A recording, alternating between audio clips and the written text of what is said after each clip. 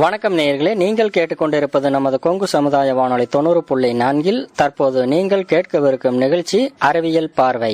இந்திய அரசாங்கத்தின் அறிவியல் தொழில்நுட்பத்துறை எனும் டிபார்ட்மெண்ட் ஆஃப் சயின்ஸ் அண்ட் டெக்னாலஜியால் நிறுவப்பட்ட விஞ்ஞான் பிரசார் மற்றும் தமிழ்நாடு அறிவியல் மற்றும் தொழில்நுட்ப மையத்தின் அறிவியல் பலகை இணைந்து வழங்கும் அறிவியலை பற்றி ஆக்கப்பூர்வமாக கூறும் நிகழ்ச்சி அறிவியல் பார்வை. இந்த நிகழ்ச்சியின் ஆக்கம், ஊக்கம் மற்றும் வழிகாட்டல் முனைவர் ஆர். ஸ்ரீதர் அவர்கள். வடிவமைப்பு மற்றும் செயலாக்கம் அறிவியல் பலகையின் மூத்த திட்ட ஒருங்கிணைப்பாளர் முனைவர் திரு ஸ்ரீகுமார் அவர்கள். நிகழ்ச்சி ஒருங்கிணைப்பு கொங்கு சமுதாய வானொலியின் நிலைய இயக்குனர் முனைவர் ச. மகேஸ்வரன் அவர்கள்.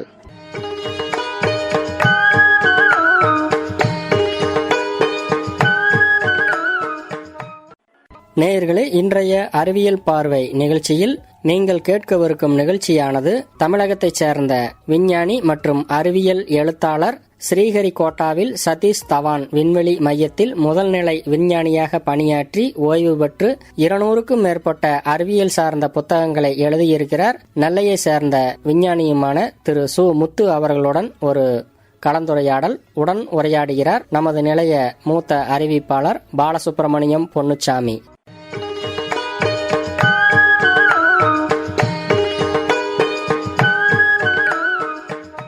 நேயர்களே, இந்த நிகழ்ச்சியானது சென்ற நிகழ்ச்சியினுடைய தொடர்ச்சியாகும்.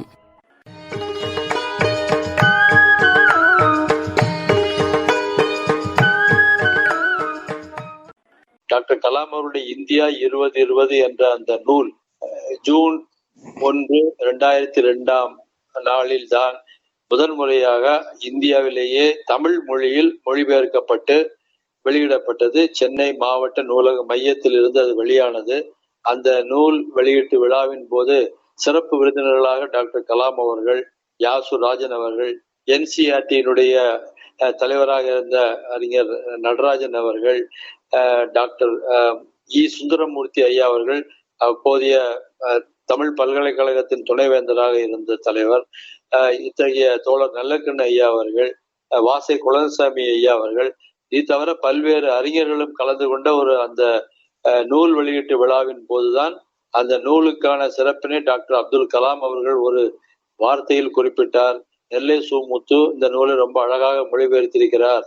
அவர் எங்களுடன் ஒத்த அலைநிலத்தில் சிந்திக்கிறார், மேட்சிங் வேவ்லென்த் என்று அதனை பாராட்டி சொன்னார் என்பது மட்டுமல்ல, அவர் குடியரசுத் தலைவர் ஆனதற்கு ஒரு மாதத்திற்கு முன்னால் நடந்த நிகழ்ச்சி, அவர் குடியரசுத் தலைவர் ஆன பிறகு ஒரு சில மாதங்களிலேயே 2003 சுதந்திர தின நாளை ஒட்டி ஆகஸ்ட் 15 அன்று அன்றைய பாரத பிரதமர் மாண்புமிகு அடல் பிகாரி வாஜ்பாய் அவர்களால் இந்தியாவின் சந்திரயான் திட்டம் அறிவிப்பானது என்பதுதான் முக்கியம்.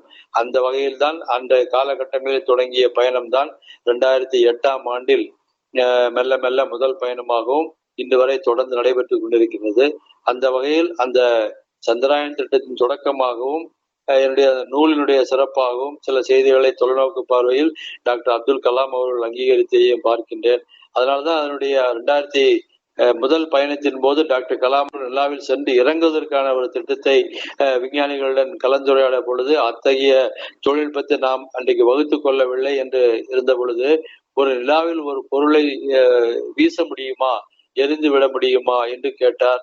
அந்த வகையில் தான் முதன் முறையாக ஒரு மோது கலனை நாம் அதில் இறக்கிவிட முடியும், கீழே தள்ளிவிட முடியும் என்ற நிலை வந்த பொழுது அதை செய்யுங்கோ என்று சொன்னார். அந்த வகையில் தான் நிலா மோது கலன் என்கின்ற ஒரு பெட்டகம் இந்தியாவினுடைய மூவர்ண தேசிய கொடி பொறித்த நிலையில் முதன் முறையாக 2008 நவம்பர் 14 அன்று நிலாவில் ஷாக்கில்டன் என்கின்ற ஒரு பள்ளத்தாக்கின் அருகில் விழச் செய்யப்பட்டது. அது விழுந்த நாள் என்பது இந்திய விண்வெளி துறையை தொடங்கி வைத்த பண்டிட் ஜவஹர்லால் நேரு அவருடைய பிறந்த நாள், தேசிய குழந்தைகள் தினம். அது மட்டுமல்ல, அந்த பகுதியில் அந்த விழுந்த இடத்திற்கும் உடனடியாக சர்வதேச அங்கீகாரம் பெற்ற பெயராக ஜவஹர் பாயிண்ட் என்கின்ற வகையில் ஜவஹர் புள்ளி என்ற பெயர் இடப்பட்டது என்பதுதான் முக்கியம். இன்று அந்த பயணம் தொடர்ந்து நம்முடைய ஆராய்ச்சிகள் பல்வேறு நிலைகளில் தொடர்ந்து கொண்டிருக்கின்றன என்பதை பார்க்கின்றேன். இத்தனையும் சந்திரயான் தொடர்பான சில முக்கிய கருத்துக்களாக இன்றைய செய்திகள் அமைகின்றன.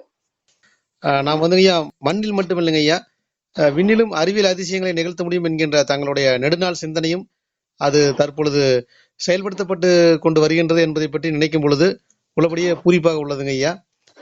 பொதுவாக நிலவில் வந்துங்க ஐயா நம்ம என்னென்ன மாதிரியான கனிம வளங்களை பெற முடியும் என்று நீங்க நினைக்கிறீங்க ஐயா? நான் ஏற்கனவே குறிப்பிட்டது போல நிலாவில் தங்கி அங்கிருந்து இருக்கக்கூடிய கனரக உலோகங்களைத்தான் நான் குறிப்பிடுவேன். ஏனென்றால் இந்த வெனேடியம், இரிடியம் போன்ற கன உலோகங்கள், ஏனென்றால் நிலாவினுடைய தோற்றத்தை பற்றிய ஒரு ஆராய்ச்சி என்பது பல்வேறு காலகட்டங்களில் நிகழ்ந்திருக்கிறது. நிலா எப்படி தோன்றி இருக்கும் என்றெல்லாம் அதற்கு பல்வேறு சிந்தனைகள் உள்ளன. அதாவது இந்த 450 கோடி ஆண்டுகளுக்கு முன்னால் இந்த பிரபஞ்சத்தின் ஒரு துகளாக சூரிய குடும்பம் என்பது உருவான நிலையில், சூரிய குடும்பம் என்பது அந்த உருவான நிலையில் பல்வேறு துகள்கள் கனமான பாறை பொருள் எல்லாம் நிலாவு சூரியனுக்கு அருகாமையிலும் கொஞ்சம் வாயு பொருட்கள் சார்ந்த கனம் குறைந்த, பொதுவாக அது அப்படியாத்தான் இருக்க முடியும். ஏனென்றால் கனம் குறைந்த வாயு பொருள் எல்லாம் அகண்ட தொலைவில் விலகி சென்றிருக்கும். கனமான பாறை பொருள்கள் எல்லாம், கன உலோகங்கள் எல்லாம் சூரியனுக்கு பக்கத்திலேயே அதனை சுற்ற ஆரம்பித்திருக்கும். அந்த வகையில் தான் சூரியனுக்கு அருகாமையில் புதன், வெள்ளி கிரகமும் அதே ஒரு போல நிலையில் தான் பூமியும் செவ்வாயும் இருந்தாலும் அதற்கிடையே பல்வேறு துண்டு துகள்களாக குறுங்கோள்கள் என்ற வகையில் பல்வேறு கோள்கள் அதை சுற்றி வருகின்றன. அதற்கு அப்பால் உள்ளபடியே சற்று எடை குறைந்த அல்லது லகுவான, அடர்த்தி குறைந்த, சற்று மிதக்கின்ற போன்ற ஒரு பெரிய ஒரு கோளாகத்தான் வாயுக்கோள் போன்ற ஒரு நிலையில் தான் வியாழன் கிரகம் இருக்கின்றது. அதற்கு அதிகமான ஒரு வாயு மண்டலம், வளிமண்டலமும் இருக்கின்றது.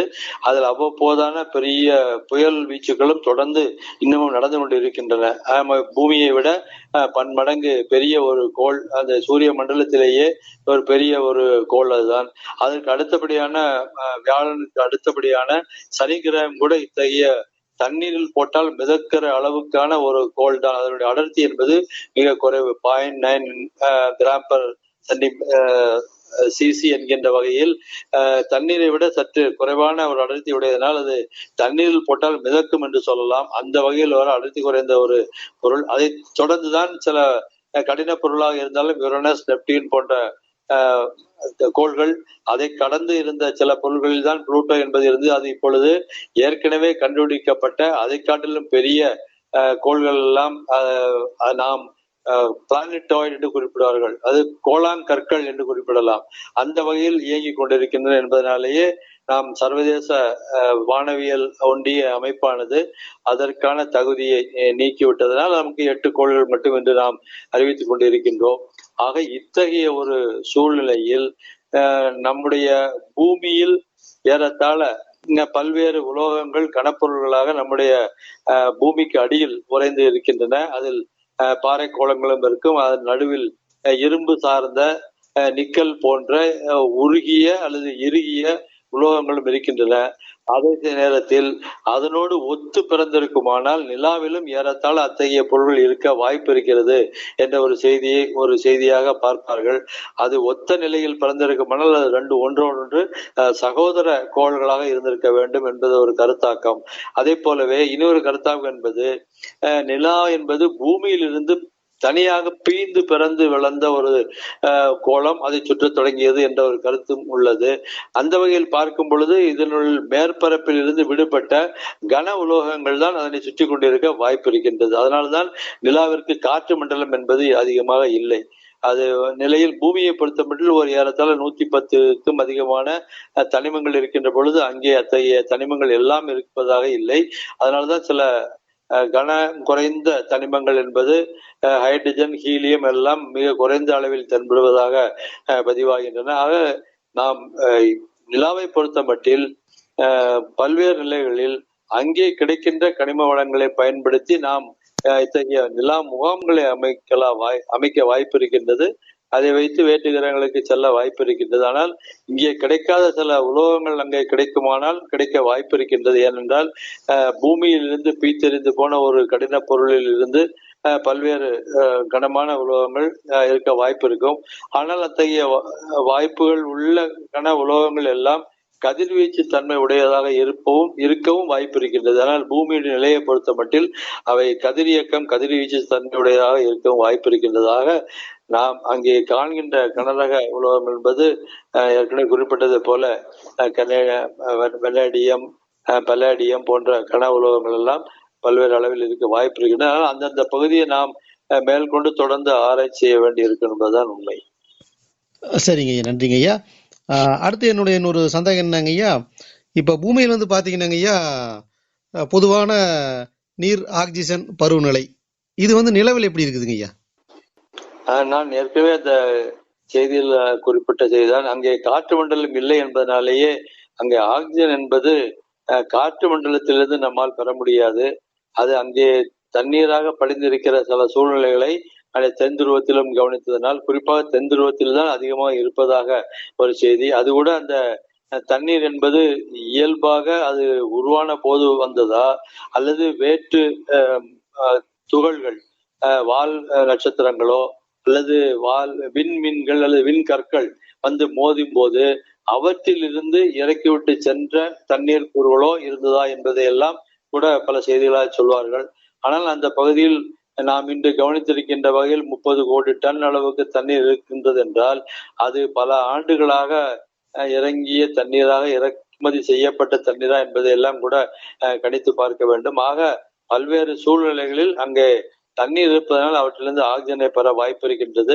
அது மட்டுமல்ல, எந்த உலோகமுமே அங்கே தனி உலோகமாக இருக்க வாய்ப்பில்லை. எல்லாமே ஆக்சைடுகளாக, ஆக்சிகரணப்படுத்தப்பட்ட உலோகங்களாக இருப்பதனால் அவற்றிலிருந்தும் பிரித்தெடுக்க முடிந்தால் அதிலும் ஆக்சிஜன் பெறலாம். ஆனால் காற்று மண்டலம் அங்கே இல்லை என்பதனால் நமக்கு நேரடியான ஆக்சிஜன் வாயு என்பது அந்த நிலப்பரப்பில் வாயு மண்டலத்தில் இல்லை என்பதுதான் உண்மை. சரிங்க ஐயா. நிலவில் வந்து ஐயா பூமியில் இருப்பது போல வெப்பநிலை வந்து எப்படி இருக்குதுங்க ஐயா? பூமியினுடைய தரைப்பரப்பில் ஏறத்தாழ நமக்கு தெரிந்திருக்கும் 100 டிகிரி என்ற அளவில் வெப்பமுள்ள இடங்களும் உள்ளன. அந்த புறப்பரப்பில் உங்களுடைய காற்று மண்டலத்தில் நாம் கவனிக்கின்ற 80, 70, 60 வெப்பநிலை என்ற வகையிலும் பல்வேறு நிலைகளில் அங்கு இடந்தோறும் மாறி வெப்பநிலைகள் இருக்கின்றன. ஆனால் நிலாவை பொறுத்த மட்டில் அங்கே காற்று மண்டலம் என்பது இல்லாதனால் அதனுடைய புறப்பரப்பு ஏறத்தாழ இப்பொழுது சந்திரயான் 3 விண்கலமும் அறிவித்திருக்கிறது போல ஏறத்தாழ 70-80 பாகை வரைக்கான வெப்பநிலை அங்கே இருக்கின்றது என்பது உறுதி செய்யப்பட்டிருக்கின்றது. அது அந்த பகுதியில் எடுத்த வெப்பநிலையாகத்தான் கணக்கிடப்படும். இருந்தாலும் பல்வேறு நிலா மாதிரிகளை எடுத்துதான் ஆராய்ச்சி செய்து அதனை முடிவு செய்ய முடியும். இருந்தாலும் இப்பொழுதைக்கு அதனுடைய புற வெப்பநிலை என்பது ஏறத்தாழ 80 பாகை என்பது இருக்கின்றது. அதனுடைய அடிவெப்பம் என்பது இப்பொழுதும் நிலாவினுடைய உள்பகுதி சற்று குளிரான நிலையில் தான் இருக்க வாய்ப்பு இருக்கிறது. ஏனென்றால் மேலே இருக்கின்ற கன உலோகங்கள் எல்லாம் வெப்ப கடத்திகளாக இருக்க வாய்ப்பில்லை. அதனால் அடியில் குளிர் பகுதியாக இருக்க வாய்ப்பு இருக்கின்றது. ஆனால் நிலாவினுடைய இருட்டு பகுதி என்பது ஏறத்தாழ -220 என்ற அளவில் தண்ணீர் குளிர் நிலைக்கும் 200 பாகை குளிர்ந்த நிலையில் இருக்கும். ஏனென்றால் அங்கு சூரிய வெளிச்சம் படாததில்லை, காற்று மண்டலம் இல்லை. அதனால் வெப்பச்சலனங்கள் ஏதும் இல்லாதனால் அங்கே இயல்பான ஒரு வெப்ப குளிர்நிலை அங்கே இயல்பாகவே வாய்த்திருக்கிறது. ஆக நிலாவினுடைய பகல் பொழுதில் ஒரு 80 பாகையும், குளிர் பகுதியில் அல்லது இரவு பகுதியில் ஏறத்தாழ -200 டிகிரி என்கின்ற வகையிலான ஒரு அதீத சூழ்நிலை தான் அந்த நிலா பரப்பில் இருக்கின்றது. சரிங்க, ரொம்ப தெளிவா சொன்னீங்க ஐயா. ஐயா, அடுத்துங்க என்னுடைய ஒரு அடிப்படையான ஒரு சந்தேகம் ஐயா, பூமியில் இருக்கிறது போல ஈர்ப்பு விசை வந்து நிலாவில் எப்படி இருக்குங்க ஐயா? அது ஏற்கனவே நான் இந்த தொடக்கத்தில் சந்திராயன் பயணத்தின் போது அதை குறிப்பிட்டிருந்தேன். நம்முடைய பூமி என்பது ஒரு ஈர்ப்பு விசை மிக்க ஒரு பொருளாக இருப்பதை போல நிலா என்பது அத்தனை அளவுக்கான ஈர்ப்பு விசை அதனிடம் இல்லை. ஏனென்றால் அது ஈர்ப்பு விசை என்பதே பொதுவாக அதனுடைய சுற்று வேகத்தை சார்ந்தும் அதனுடைய எடை சார்ந்துமான செய்திகளை எல்லாம் பொருத்தி பார்த்துதான் கணிக்கப்படும். அந்த வகையில் பூமியில் இருப்பதை விட 6ல் 1 பங்காகத்தான் அதனுடைய ஈர்ப்பு விசை இருக்கின்றது. நம்முடைய பூமியில் இருந்து விடுபட்டு தப்பித்து அந்த ஈர்ப்பு விசையை மீறி அண்டவெளிக்குள் செல்வதற்கு நொடிக்கு 11.2 கிலோமீட்டர் என்ற அளவில் ஏறத்தாழ அதனுடைய 3200 மடங்காக பெருக்கினால் ஏறத்தாழ 50,000 கிலோமீட்டர் மணிக்கு என்ற அளவில் தான் நாம் செல்ல வேண்டியிருக்கும். ஆனால் நிலாவை பொறுத்த மட்டில் அதில் 6ல் 1 பங்கு என்ற வகையில் அதனுடைய அளவு என்பது குறைவாகத்தான் இருக்கின்றது. அதனுடைய ஈர்ப்பு விசை என்பதும் 6ல் 1 பங்கு தான். ஏறத்தாழ 16% என்ற வகையில் தான் அது அமைந்திருக்கிறது. அதனாலேயே நாம் பூமியில் உள்ளதை போன்ற வேகத்தில் அங்கிருந்து கிளம்ப வேண்டி இருக்காது. அங்கிருந்து தப்பித்து செல்வதற்கு ஏறத்தாழ நொடிக்கு 2 கிலோமீட்டர் வேகம் போதுமானது. ஐயா அடுத்துங்க ஐயா, நம்ம சந்திராயன் 3 ஆய்வு செய்து அளித்த முக்கிய தகவல்கள் ஏதாவது சொல்லுங்க ஐயா, குறிப்பிட்டு சொல்ல முடியாது ஏதாவது ஒன்று சொல்லுங்க ஐயா. இப்போடைய அந்த சந்திராயன் 3 திட்டத்தில் அது குறிப்பாக ஏறத்தாழ இந்த ரோவருடைய முக்கிய பணிகள் நிறைவேற்றதாகத்தான் கூறப்படுகின்றது. ஏனென்றால் அது ஏறத்தாழ 100 மீட்டர் அங்கீகாக நகர்ந்து சில தகவல்களை பதிவு செய்து அளித்திருக்கிறது. அதில் எல்லா நாம் குறித்த சில தனிமங்கள் பற்றிய ஆராய்ச்சி அது வரைபடங்களாக இந்திய விண்வெளித்துறையும் அறிவித்திருக்கிறது. அதில் ஆக்சிஜன் இருப்பதை உறுதி செய்திருக்கிறது. அதில் ஏற்கனவே உள்ள கனிம வளங்களையும் தண்ணீர் கூறுகளையும் தொடர்ந்து ஆராய்ச்சி செய்து கொண்டிருக்கிறது. இப்பொழுது சமீபத்தில் கிடைத்த தகவல் அடிப்படையில் இத்தகைய தனிம மூலக்கூறுகள், தாது கூறுகள் அங்கே இருப்பது நம்முடைய நேரடி பார்வையில் உறுதி செய்யப்பட்டிருக்கின்றன என்பதைத்தான் இதில் கூற இயல்கின்றது. ஐயா இன்னொரு கேள்வி என்னங்க ஐயா, இப்ப பூமியின் மீது வால் நட்சத்திரம் எரி நட்சத்திரம் மோதுவது போலவே நிலாவிற்கும் அந்த ஆபத்து உள்ளதாங்க ஐயா? நிச்சயமாக. நிலாவில் காற்று மண்டலம் இல்லை என்பதனாலேயே அங்கே விழக்கூடிய விண்வீர் கற்கள் அதிகமாகவே இருக்கும். பூமிக்கு ஒரு காற்று மண்டலம் இருக்கிறதுனால் அது பூமியுடைய மேற்பரப்பில் வரும்பொழுது ஏறத்தாழ அந்த காற்று மண்டல உராய்வு வெப்பத்தினாலேயே அது எரிந்து ஒரு கொள்ளி நட்சத்திரம் போல, விண் கொள்ளி நட்சத்திரம் போல அது காற்று மண்டலத்தில் சில நேரங்களில் கரைந்து போகவும் வாய்ப்பு இருக்கின்றது. சில உலோகங்கள் வேண்டுமானால் ஆக்சைடுகளாக பூமியில் எங்கேனும் அதிகமான பகுதியாகிய 3/4 பாகம் நிரப்பப்பட்ட இந்த கடல் நிரம்பிய அந்த பூமியின் சில பகுதிகளில் விழவும் வாய்ப்பு இருக்கின்றது. அத்தகைய சில பொருட்கள் பல்வேறு நிலைகளில் வெவ்வேறு காலகட்டங்களில் நிலாவில் விழுந்ததான தகவல்களும் நம்முடைய வரலாற்றில் பதிவாகியிருக்கின்றன. ஆனால் பொதுவாக அத்தகைய கற்கள் என்பது ஒளிப்பொருளாக விண்வெளியில் காற்று மண்டலம் வழியாக சென்று கரைந்து போயிருப்பதாகத்தான் கருத வேண்டும். அந்த நிலை நிலாவில் இல்லை. காற்று மண்டலம் இல்லை என்பதனாலேயே அந்த பொருள்கள் நேரடியாக மோதி அங்கு பல்வேறு மோதல் பள்ளங்கள் உருவாகிவிட்டன என்பதையும் ஒரு செய்தியாக பார்க்கலாம். அந்த மோதல் பள்ளங்கள் தான் நாம் ஏற்கனவே குறிப்பிட்ட நிலாவினுடைய முகத்தில் படித்த பள்ளங்களாக ஏற்கனவே இந்த கிளமண்டைன் என்கின்ற அந்த விண்வெளி ஓடம் களம் என்பது அந்த தென்துருவ பக்கத்தில் ஏறத்தாழ அம்மைத்தழும்பு போன்ற ஒரு படத்தை தான் அது எடுத்து அனுப்பியது. ஆக விண்வெளி அண்டவெளியிலிருந்து வந்துகின்ற மோது கற்கள் என்பது அதீதமான ஒரு சூழலை, வாய்ப்பு அதிகமான சூழலை நிலாவில் அமைந்திருக்கிறது என்பதைத்தான் பார்க்கிறோம். அதனாலேயே நிலாவில் சென்றிறங்கும் பொழுது கதிர்வீச்சு அபாயமும் இருக்கும். இத்தகைய விண்கற்கள் மோதலும் அதிகம் இருப்பது என்பதனாலேயே அங்கு தங்குவதற்கான முகாம்கள் அமைப்பதிலும் உள்ள சிந்தனைகளை எல்லாம் இதில் பொருத்தி பார்க்க தொடங்கி இருக்கிறார். சரிங்க ஐயா. ஐயா நீங்க சொன்னதை வச்சுங்க ஐயா, இப்போ பூமியில் காற்று மண்டலம் இருப்பதாலுங்க ஐயா, நம்ம இரவில் ஐயா ஒரு சில நாள் ஒரு சில காட்சிகளை பார்க்க முடியுங்க ஐயா. அதாவது நட்சத்திரம் அப்படியே ஒரு தீப்பிழம்பா எரிஞ்சு மறைவது போல தோன்றுங்க ஐயா. அது நான் சொல்றது சரியாங்க ஐயா? இல்ல, அந்த நீங்க பொதுவாக ஒரு நட்சத்திரம் என்பது நேரடியாக நம்முடைய பார்வையில் எரிவதற்கு என்றால் பல ஆண்டுகள் கூட ஆகும். ஏனென்றால் அந்த நட்சத்திரத்தினுடைய தொலைவு என்பதே நமக்கு அருகில் உள்ள நட்சத்திரம் கூட ஏறத்தாழ ஆல்பா சென்டாரிஸ் என்கின்ற ஒரு நட்சத்திரம் இருக்கின்றது என்றால் அது ஏறத்தாழ 4.25 ஒளி ஆண்டுகள் தொலைவில் இருக்கின்றது. அதாவது ஒளி ஆண்டுகள் என்பது ஒரு நொடிக்கு 3 லட்சம் கிலோமீட்டர் வேகத்தில் புறப்பட்ட ஒளி ஒரு ஆண்டில் எவ்வளவு தொலைவு பயணம் செய்யுமோ அத்தகைய 4 ஆண்டுகள் பயணம் செய்து வந்த ஒளியைத்தான் நம்மால் இந்த பூமியில் இருந்து பார்க்க முடிகிறது. அதாவது நாம் இன்றைக்கு காலையில் உதிக்கின்ற சூரியனிலிருந்து வருகின்ற ஒளி என்பது ஏறத்தாழ அது உதித்த பிறகு 400 நொடிகளுக்கு பிறகுதான் நம் கண்ணை அடைகின்றது. ஏறத்தாழ அத்தகைய நிலையில் தான் நம்முடைய சூரியோதயமே இருக்கும் பொழுது வெளியில் தூரத்தில் இருக்கக்கூடிய நட்சத்திரங்களிலிருந்து வருகின்ற ஒளி எல்லாம் அதனுடைய தொலைவை பொறுத்து அதனுடைய ஒளி என்பது நமக்கு கண்ணில் தெரிகின்ற தருணம் என்பது ஏற்கனவே அந்த ஒளி புறப்பட்டு 4 ஆண்டுகளுக்கு மேலாகிவிட்டது என்பதைத்தான் அது குறிக்கும். அத்தகைய நிலையில் உடனடியாக அந்த ஒளி புள்ளி என்பது அந்த தருணத்தில் நமக்கு தீபாவளி பட்டாசு போன்ற ஒரு வெளிச்ச புள்ளியாக தெரிய வாய்ப்பில்லை. ஆனால் காற்று மண்டலத்தில் இத்தகைய உராய்வுகள் சார்ந்த ஒளி புள்ளிகள் என்பது அவ்வப்போது நிகழ்வது உண்மை. அது குறிப்பாக வடதுருவ பகுதிகளில் மட்டும் இன்னும் சில விபரீதங்களாக காற்று மண்டலத்தையும் தாண்டி இருக்கக்கூடிய காந்த புலம் சார்ந்த செய்திகளும் விண்வெளியினுடைய ஒரு அமைப்பாக இருக்கின்றது. அதில் பூமிக்கு வெளியே சூரியனிலிருந்து வந்து தாக்குகின்ற காந்த புயல் இதில் மோதும் பொழுது அந்த மின் அணு தாரைகளுடைய மோதலால் மட்டுமே ஆங்காங்கே தீப்பற்றியது போன்ற மின்னல் வெட்டியது போன்ற நிலைகள் எல்லாம் துருவங்களில் பார்க்க முடியும். அதை துருவ அலர்ச்சுடர் என்று குறிப்பிடுவார்கள். ஆக அந்த நிலைகள் எல்லாம் காற்று மண்டலத்தின் வழியாக பூமிக்கு வெளியில் இருந்து வருவையும் அமைகின்றன. இந்த கற்கள் வந்து வீழ்வதனால் காற்று மண்டலத்தில் ஏற்படுகின்ற உராய்வினாலும் இத்தகைய ஒளிப்புள்ளிகளை தெரிய வரும். ஆனால் நட்சத்திரங்கள் என்பது பற்றி எறிகின்ற நிலை என்பது நம்முடைய சாதாரண காலகட்டங்களில் சமீபத்தில் நிகழ்ந்ததாக குறிப்பில்லை. ஆனால் தொலைநோக்கிகள் வழியாக காணும் பொழுது அதனுடைய பல ஆண்டுகளுக்கு முன்னால் நிகழ்ந்த ஒரு நிகழ்வு இப்பொழுது வேணால் பதிவாகும் பொழுது அத்தகைய செய்திகளை எல்லாம் சில விண்வெளி தொலைநோக்கிகள் எல்லாம் பதிவு செய்திருக்கின்றன.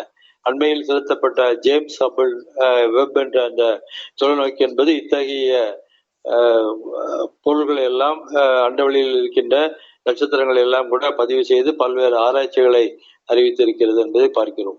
சரிங்க, நன்றிங்க. கிட்டத்தட்ட இது வரைக்கும் 1 மணி நேரம் அளவிற்கு வந்துங்கய்யா சந்திராயன் பற்றியும் நிலவை பற்றியும் அது சம்பந்தப்பட்ட விண்வெளி அறிவியல் செய்திகளையும் நமது நேயர்களுக்காக வழங்கினீங்க ஐயா. ரொம்ப நன்றிங்க ஐயா. தங்களிடம் வந்துங்கய்யா இறுதியாக ஒரே ஒரு கேள்விங்க ஐயா. என்னன்னாங்க ஐயா, நெடுங்காலமாக வந்துங்கய்யா இந்த வேற்று கிரகவாசிகள் இது பற்றிய செய்திகள் வந்து கொண்டு இருக்குதுங்க ஐயா. இதை பற்றி நீங்க என்ன நினைக்கிறீங்க? அது அடிப்படையில் ஒரு செய்தி என்பது இந்த வேற்று கிரகங்களில் மனிதர்கள் இருக்கிறார்கள் என்பது போன்ற கதைகள் நிறைய ஆங்கிலத்திலும் தமிழ் மொழியிலும் கூட பல்வேறு நிலைகளில் கருத்துகளாக எழுத்துக்களாக எல்லாம் சித்தரிக்கப்பட்டு விட்டன. ஆனால் ஒரு செய்தி என்னவென்றால், வேற்று கிரகங்களில் மனிதர்கள் என்ற இத்தகைய இதே மாதிரியான உயிரினங்கள் தோன்றுவதற்கான வாய்ப்புகள் மிக மிக குறைவே இல்லை என்று கூட சொல்லலாம். ஏனென்றால் ஒரு சாதாரணமாக ஒரு நிலையை யோசித்து பார்ப்போம். இந்த பூமி என்பது நான் ஏற்கனவே குறிப்பிட்டதை போல ஒரு பிரபஞ்சத்தின் வெடிப்பில் இருந்து 450 கோடி ஆண்டுகளுக்கு முன்னால் சூரியன் என்பது இவ்வளவு தொலைவில் இருந்ததா, அருகில் இருந்ததா என்று கூட தெரியாத நிலையில் இன்றைக்கு கூட நம்முடைய பூமியும் சூரியனும் விலகி கொண்டிருப்பதாகத்தான் அறிஞர்கள் கணிப்பிட்டு வைத்திருக்கிறார்கள். ஒரு ஆண்டிற்கு ஒரு சில அங்குலங்கள் அளவுக்கு, விரல் கடை அளவுக்கு அது நாம் பிரிந்து சென்று கொண்டிருக்கிறோம். அதே போல நிலாவும் நம்மிடமிருந்து பிரிந்து கொண்டிருக்கின்றது. ஏனென்றால் ஏற்கனவே நான் குறிப்பிட்டதை போல ஒரு ஈர்ப்பு விசை உடைய பொருள் தன்னுடைய ஆற்றலை இழக்கும் பொழுது அதனுடைய ஈர்ப்பு ஆற்றலும் குறைந்து அதிலிருந்து நாம் விடுபட்டு விலகி செல்வதற்கான வாய்ப்புகள் அதிகம். அந்த நிலையில் தான் ஒரு நிலை இருந்திருக்குமானால் ஒவ்வொரு காலகட்டங்களிலும் இத்தகைய சூழ்நிலை மாற்றங்களை பயன்படுத்தியும் சூரியன் அந்த காலகட்டத்தில் இதே வெப்பநிலையில் இருந்ததா என்பது நமக்கு தெரியாது. ஆனால் அதனுடைய அனல் இருந்த அதே காலகட்டத்தில் வெளிப்பட்ட அயனிகள் சார்ந்த தனிமங்களால் இந்த தொலைவினில் விலகி கொண்டிருக்கின்ற இந்த பூமி பந்தினில் உயிரினங்களுக்கான மூலக்கூறுகளுடைய தோற்றம், அந்த உயிரினங்கள் தோன்றுவதற்கான அடிப்படை ஒரு தேவையான ஒரு கரைசல் அல்லது ஊடகம் என்னவாக இருந்திருக்கும். பொதுவாக சில உப்புக்களை சில தண்ணீரில் கரைப்பதை போல இந்த கடல் தோன்றிய பிறகு கூட அந்த கடலில் இருந்த சின்ன சின்ன உயிரினங்கள் தோன்றி அவை முகிழ்த்துதான் மெல்ல மெல்ல அடுத்தடுத்த கட்டமாக உயிரி தோற்றங்கள் வந்தது என்றும், அதுவே பின்னால் பரிணமித்து 4 கால் 2 கால் உடையதாகவும் எழுந்து நிற்கின்ற மனிதனாகவும் சிந்திக்கின்ற மனிதனாகவும் உருவான நிலை வரும் பொழுது ஒவ்வொரு மனிதனுக்குள்ளும் இத்தனை மூலக்கூறுகள், இந்தந்த வகை சார்ந்த மூலக்கூறுகள் என்றெல்லாம் இன்று தனியாக கணக்கிட்டு வைத்துக் கொள்ள முடியும். இதே போன்ற ஒரு உயிரினம் என்பது இதே கண்ணால் இதே வெளிச்ச ஒளியினுடைய 400 நானோமீட்டர் அல்லது ஒரு குறிப்பிட்ட ஒளி புள்ளியை கவனிக்கின்ற அளவுக்கு கண் பார்வை உயிரியல் ரீதியில் கொண்ட ஒரு கண்ணையும், ஒலி அலைகளை கேட்கக்கூடிய ஒரு காதும், இந்த நுகர்வு சக்தியை கொண்ட நுண்ணிலைகள் பதித்த ஒரு மூக்கினையும், பேசும் திறன் கொண்ட இந்த நாக்கினையும் உடைய எல்லாம் உயிரினம் என்பது வேற்று கிரகங்கள் இதே போல உருவாயிருக்க நிச்சயமாக வாய்ப்பில்லை. ஆனால் அப்படியே அத்தகைய உயிரினம் உருவாயிருந்தாலும் நம்மை போன்ற இன்றைக்கு நாம் ஒரு மொழியில் இங்கு பேசிக் கொண்டிருக்கின்றோம், ஆனால் பக்கத்து நாட்டில் பக்கத்து வீட்டில் இன்னொரு மொழியில் பேசிக் கொண்டிருப்பார். அத்தகைய கருத்து பரிமாற்றங்கள் எந்த வகையில் அமையப் போகின்றன? அந்த தொழில்நுட்பம் என்பது நம்முடைய இன்றைய அறிவியல் சார்ந்த தொழில்நுட்பம் என்பது ஒரு குறிப்பிட்ட அறிவியல் தொழில்நுட்பம் சார்ந்த செய்திகளை வைத்துதான் நாம் முன்னேறி இருக்கிறோம்.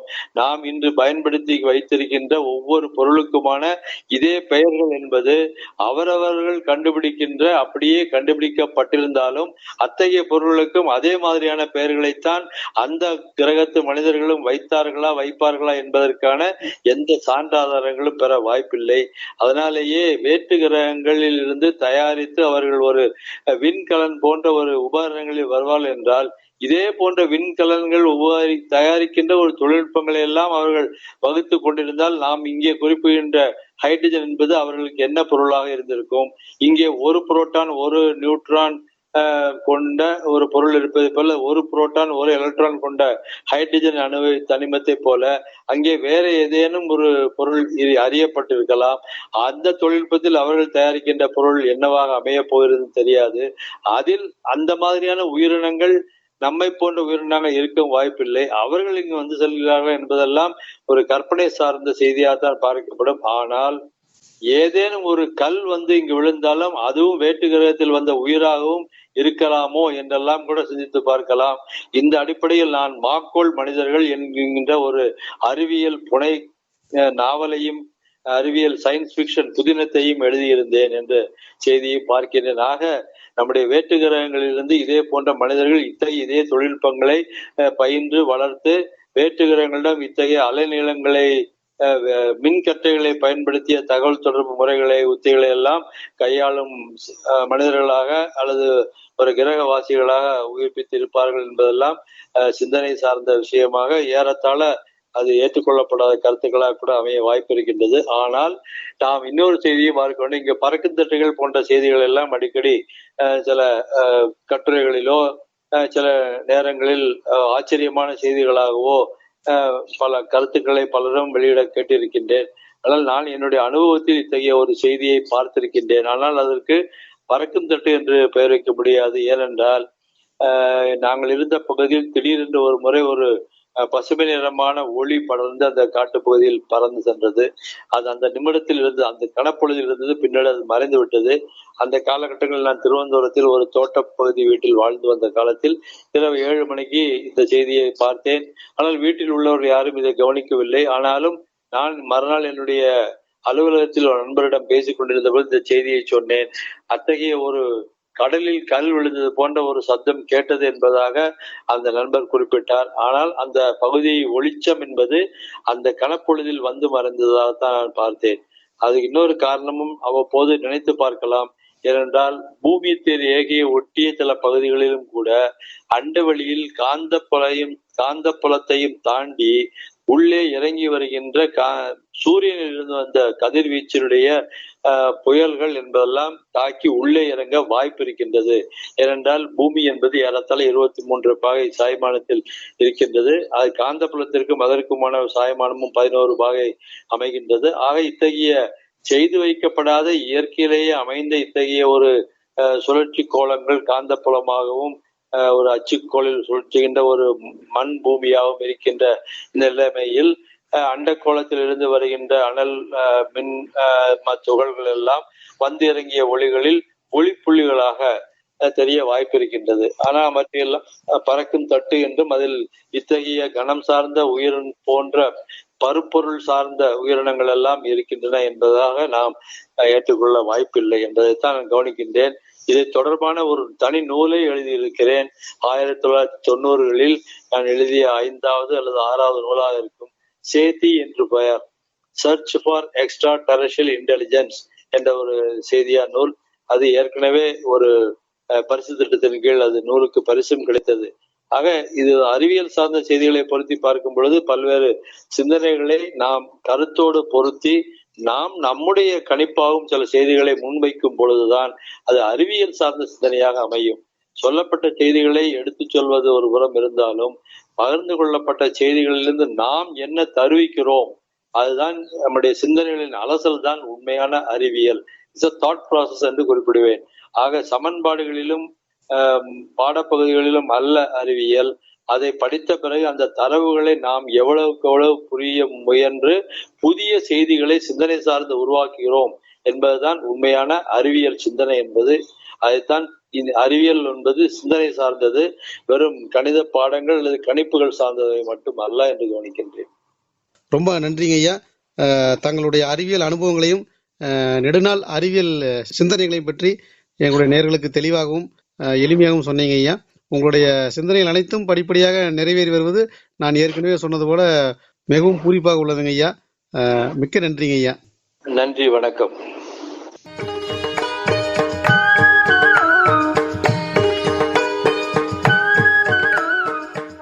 நேயர்கள் இன்றைய அறிவியல் பார்வையில் இதுவரை கேட்டது நெல்லையை சார்ந்த மூத்த விஞ்ஞானியும் அறிவியல் எழுத்தாளருமான திரு சு. முத்து அவர்களுடன் ஒரு கலந்துரையாடல் நிகழ்ச்சி நடைபெற்றது. உடன் உரையாடினார் நமது நிலைய மூத்த அறிவிப்பாளர் பாலசுப்ரமணியம் பொன்னுச்சாமி.